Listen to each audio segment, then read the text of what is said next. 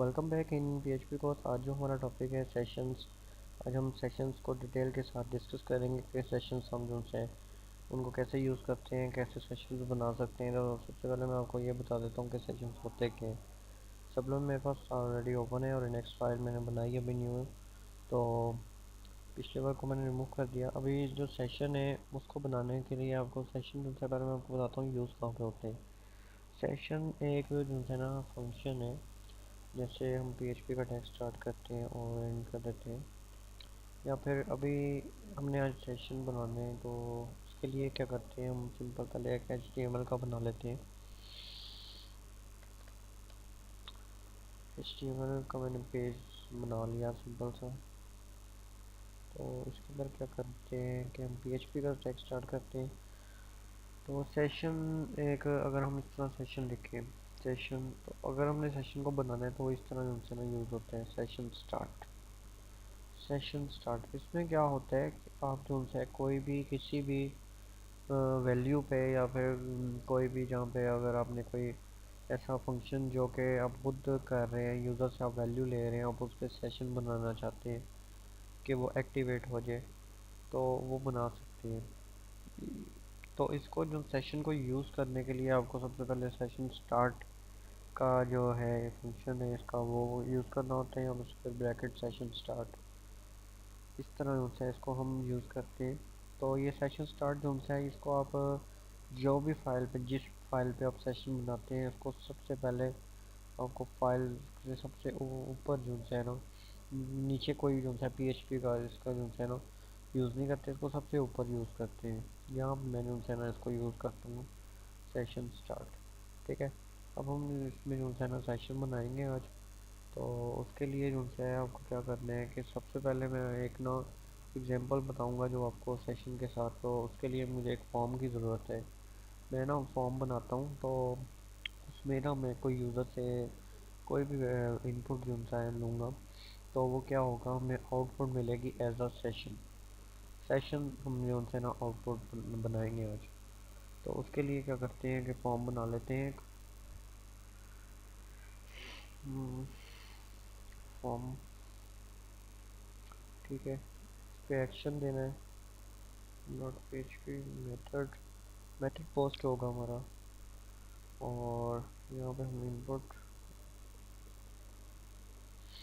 Type text होगी। Name देना है यहाँ पे, हमने यहाँ पे नेम हम वैल्यू 1 दे देते हैं, या फिर यहाँ पे हम दे देते हैं यूज़र नेम। ठीक है, और इसकी वैल्यू भी नहीं देते कुछ भी। ये हमारा हो गया यूज़र नेम के लिए। इसको हम यहाँ पे अगर लेबल में कर देते हैं तो ज़्यादा अच्छा रहेगा।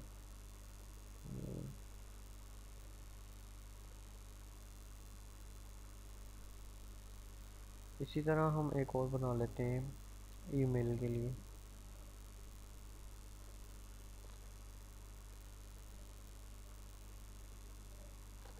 इसकी भी टाइप टेक्स्ट ही है, सिंपल। यहाँ से आपको नेम ईमेल देने,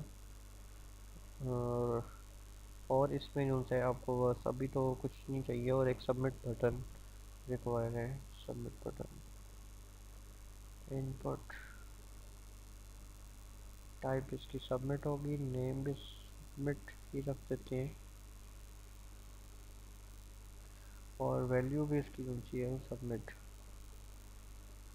ये यस। अभी हम इसको एक बार टेस्ट करते हैं, हमारा फॉर्म जो है अच्छे से डिस्प्ले हो रहा है। तो इसको देखता हूँ तो ठीक है, यूज़र नेम भी आ गया, ईमेल भी आ गया, और बटन भी सबमिट का आ गया, और हमने यहाँ पे एक्शन भी दे दिया और मेथड भी। अब हम बनाते हैं सेशन। सेशन बनाने के लिए हम यहाँ पे दोबारा से PHP का टैग स्टार्ट करेंगे और क्लोज करेंगे। उसके अब हमने करना क्या है कि हम जो ये हमारे पास दो फील्ड्स हैं, ये यहाँ पे अगर हम यूज़र नेम और ईमेल देते हैं तो ये हमारा सेशन से डिस्प्ले होना चाहिए। कि अगर हमने ईमेल दिया तो वो भी सेशन से डिस्प्ले हो, यूज़र नेम भी। तो उसके लिए क्या करते हैं कि आपको जो है यहाँ पे दो वेरिएबल बनाते हैं, एक यूज़र नेम, उसको हम क्या कर सकते हैं, यहाँ पे हमारे पास सेशन का जो सा होता है ना, वो उसको क्या बोलते हैं, हाँ, जो वेरिएबल होते हैं वो ग्लोबल वेरिएबल है, तो उसको मैं नेक्स्ट यूज़ करता हूँ। यहाँ पे हम सिंपल आपको पोस्ट मेथड है तो पोस्ट मेथड बनाना है, और इसके अंदर आपको यहाँ पे ये नेम जो है आपका यूज़र नेम है, तो यूज़र नेम एंड सेमीकोलन। और अभी हम इसको इको करके पहले तो टेस्ट करते हैं कि वर्क कर रहा है। रिफ्रेश यूज़र नेम हेलो, तो सेकेंड फिर डिस्प्ले करवा दिया। ठीक है, फॉर्म हमारा सही वर्क कर रहा है। अब हम बनाते हैं सेशन। और सेशन के लिए आपको यहाँ पे पहले डॉलर का साइन, उसके बाद अंडरस्कोर और फिर सेशन, और ये सारा कैपिटल आएगा, ग्लोबल है सेशन। ठीक है, इस तरह जब आपने सेशन बना लेने हैं, उसके बाद आपको जो है हमने वो करने हैं। अब इसके अंदर जो है ना हमने वैल्यू, वैल्यू नहीं, यहाँ पे जो हमने नेम सेट किए ना, ईमेल है, जैसे हम यहाँ पे ईमेल यहाँ पे लिखते हैं, तो ये हमारे जो सेशन पे अब हमें ईमेल जो हम एंटर करेंगे वो हमें सेशन पे रिसीव होगा। तो यहाँ पे यहाँ पे सेमी कोलन। और अब हम अगर इसको इको करते हैं किस भी वेरिएबल के अंदर, मैंने सेव नहीं किया, कर सकते हैं करना हो, लेकिन अभी हम इसको अगर इको कर देते हैं तो मैं कह देता हूँ वेलकम, और आगे हमारा वो सेशन, और इसके अंदर जो है ईमेल।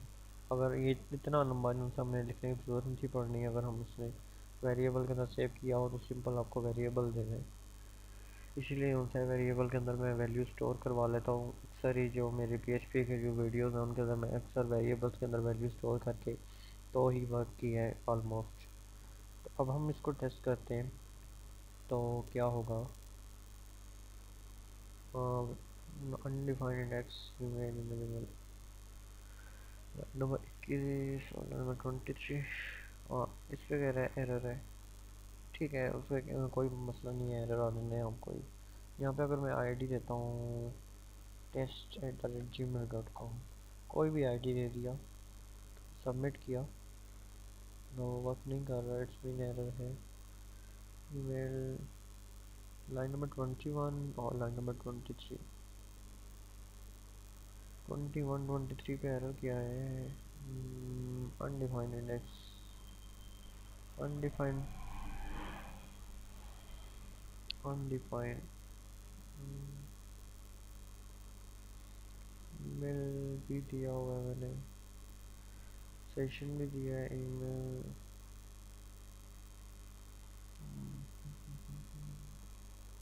इसको मैं यहाँ से रिमूव कर देता हूँ। अब भी टेस्ट करते हैं।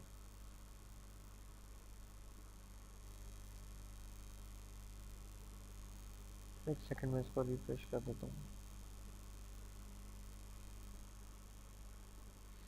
अनडिफाइंड इंडेक्स ईमेल इंडिजन line number 21, line number 23, welcome session email.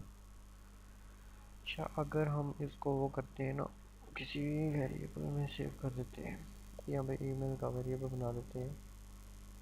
अब देखते हैं क्या अभी भी एरर है।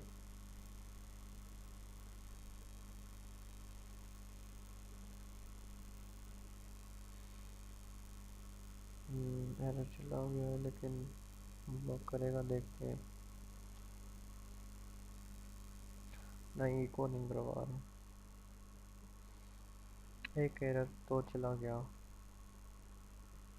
क्या मसला है, सेशन की स्पेलिंग, सेशन SESSION,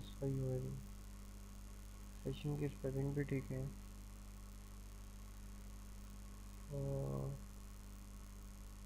अच्छा, अभी क्या करते हैं, यहाँ पे जो सा वो था ना ऊपर हमारा ये, हाँ, इसको मैं क्या करता हूँ, इसको मैं कह देता हूँ इक्वल कर दो यूज़र नेम। ये मैंने जो सेशन ईमेल बनाया ना, इसको मैं यूज़र नेम के इक्वल कर दिया।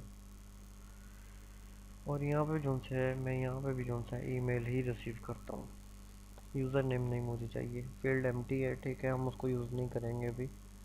तो अभी देखते हैं, अभी जो मैं ईमेल पे सेशन बनाया है उसको मैंने यहाँ पोस्ट मेथड में यहाँ पे रिसीव किया यूज़र नेम वेरिएबल के अंदर। और दोबारा आगे सेशन बना के ईमेल का उसको इक्वल किया इस यूज़र नेम के। अगर ये दोनों इक्वल हो गए और अब जो है सेशन ईमेल मैंने जो है नीचे इको करवाया, तो अब हम इसको टेस्ट करते हैं। तो देखें एरर चला गया, वो अनडिफाइंड था, इंडेक्स हमने अनडिफाइंड था इसलिए जो है एरर आ रहा था। देखें test@gmail.com, तो डिस्प्ले हो गया। अब हम क्या करते हैं कि हमारे पास फॉर एग्जांपल कोई फील्ड्स हैं एम्प्टी, यूज़र नेम है यहाँ पर हम, हाँ यहाँ पे जो यूज़र नेम और ईमेल है ना, इसके अंदर हम ये डिस्प्ले करवा देते हैं सेशन से। तो इसको क्या करना है, आपको यहाँ पर सिंपल वैल्यू देनी है।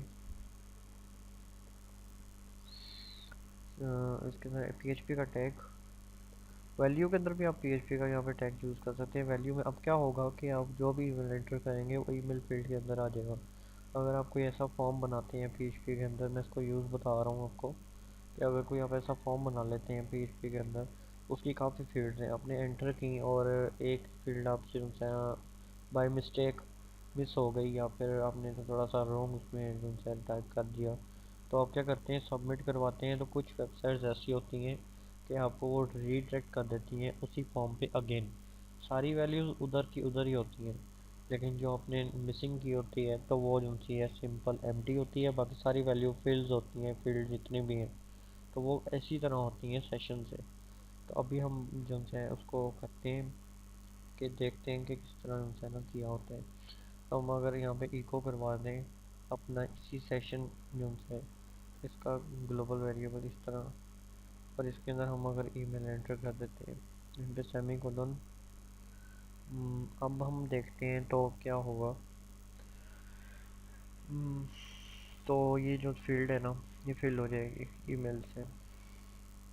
जो भी हम यहाँ पे ईमेल देंगे, माई email@gmail.com फॉर एग्जांपल मैंने दिया, सबमिट किया, तो रिफ्रेश करते हैं तो देखते हैं जो मैं इंटर कर रहा हूँ वही यहाँ पे my@gmail.com आ रहा है।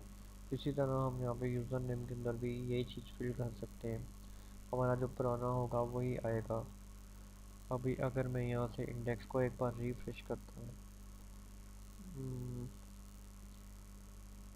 तो ये लाइन नंबर 20 पे इसका कोई नहीं है, index.php।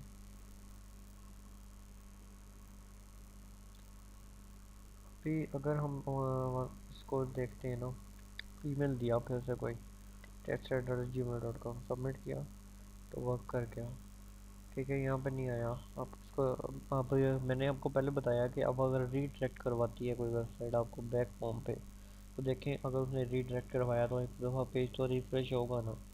अगर हम यहाँ पे खुद से रिफ़्रेश कर लेते हैं, कंटिन्यू करते हैं, तो देखेंगे फील्ड फिल हो गई है, वही जो हमने ईमेल पहले एंटर किया था वो दोबारा यहाँ पे वैल्यू में आ गया। ये हमारा सेशन एक्टिवेट हो गया। सेशन अगर हमने यहाँ पर स्टार्ट किया है तो ये सारा प्रोसेस हो रहा है नीचे सेशन का। आपको यहाँ पे भी सेशन का वर्ड यूज़ करना है, आपको ऊपर सेशन स्टार्ट करवाना पड़ेगा। अब ये सेशन एक्टिवेट है, ठीक है। आप इस तरह जो है ना सेशन डिस्ट्रॉय भी कर सकते हैं। तो सिंपल जो है सेशन जहाँ पर स्टार्ट है वहाँ पर डिस्ट्रॉय, वो भी आपको जो है पेज पे एंटर करना होता है जब अपने सेशन को ख़त्म करना है। एक तो दफ़ा सेशन बनाते हैं, एक दफ़ा खुद ख़त्म करते हैं, सेशन कभी भी खुद ख़त्म नहीं होता। सेशन को हम डिस्ट्रॉय करते हैं तो तभी ये जो है ना ख़त्म हो जाता है।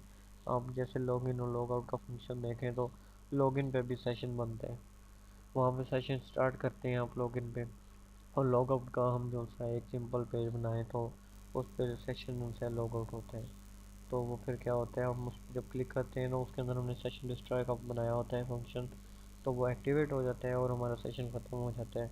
और दोबारा जो है वो इंडेक्स का जो पेज होता है हमारी वेबसाइट का, उस पर रीडायरेक्ट हो जाते हैं। इस तरह जो है ये सेक्शन है, इसका बहुत यूज़ है, इसको बहुत तरह से यूज़ किया जाता है PHP के अंदर। तो इसका हम जो है ना और अच्छी तरह से यूज़ करेंगे प्रोजेक्ट के अंदर, हमने लॉगिन फंक्शन बनाएंगे सारा कुछ, तो फिर मैं आपको बताऊंगा कि सेशन को डिस्ट्रॉय कैसे करते हैं। तो मिलते हैं नेक्स्ट वीडियो में, तब तक के लिए अल्लाह हाफिज़।